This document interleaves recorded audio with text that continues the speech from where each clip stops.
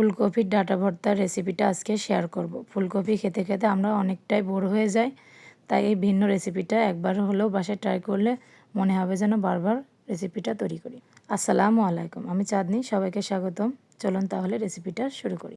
এখানে আমি একটা ফুলকপি নিয়েছি পাতা সহকারে, দেখতেই পারছেন কতটা পাতা সহকারে ফুলকপিটা। এটা আমি একটা চাকুর সাহায্যে কেটে নেব। এই রেসিপিটা একটু পাতা সহকারে নিলে বেশি টেস্ট হবে। এই রেসিপিটা যদি একবার বানান আপনাকে বারবার বানিয়ে দেওয়ার রিকোয়েস্ট করবে। আর এটা গরম ভাতের সঙ্গে তো অনেকটাই মজা হয়েছিল। এক প্লেট ভাত অনায়াসে খেয়ে নেওয়া যায়। এবার আমি ডাঁটাগুলো পিস করে কেটে নিচ্ছি। এভাবে আমার কাটাগুলো শেষ। এবার আমি এটা ধুয়ে পরিষ্কার করে নিয়েছি। চুলাতে আমি একটা হাঁড়িতে পানি গরম করে নিয়েছি। পানিটা ফুটে উঠলে আমি ডাঁটাগুলো দিয়ে দিলাম। এবার এর মধ্যে আমি এক পিস মাছ দিয়ে দিলাম। এবার সামান্য একটু লবণ দিয়ে দিলাম আর অর্ধেক লেবুর একটা ফালি দিয়ে দিলাম। এটা একটু সামান্য চিপে দিয়ে দেবো।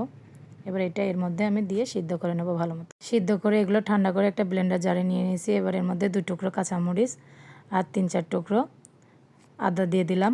1 টেবিল চামচ সরিষা দিয়ে দিলাম।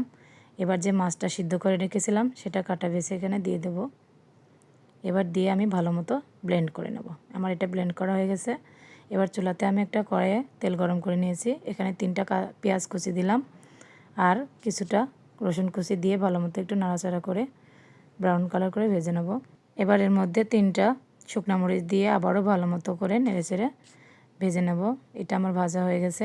এবার যে ব্লেন্ড করে রেখেছিলাম সেই পেস্টটা এখানে দিয়ে দিলাম। দিয়ে ভালো মতো নাড়াচাড়া করে পানিটা শুকিয়ে নেব। এ পর্যায়ে পানিটা অনেকটাই শুকিয়ে গেছে। এবার এখানে আমি কিছু মশলা অ্যাড করব। এখানে আমি 1/2 চা চামচ হলুদের গুঁড়া, 1 চা চামচ লবণ আর একটা টমেটোর অর্ধেক মিহি কুচি করে নিয়েছি, সেটা এখানে দিয়ে আবারও ভালো মতো নাড়াচাড়া করে এটা ভালো মতো ভেজে নেব। আমার ভাজাটা প্রায় কাছাকাছি হয়ে গেছে। এখন এর মধ্যে আমি ধনিয়া পাতা অ্যাড করে দেব।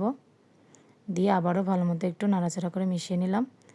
এবার এর মধ্যে আমি সরিষার তেল অ্যাড করব। এখানে আমি 2 টেবিল চামচ সরিষার তেল অ্যাড করে আবারও ভালো মতো নাড়াচাড়া করে ভেজে নেব। প্রথমে আমি তেল দিয়েছিলাম, এ পর্যায়ে আমি সরিষার তেল দিলাম।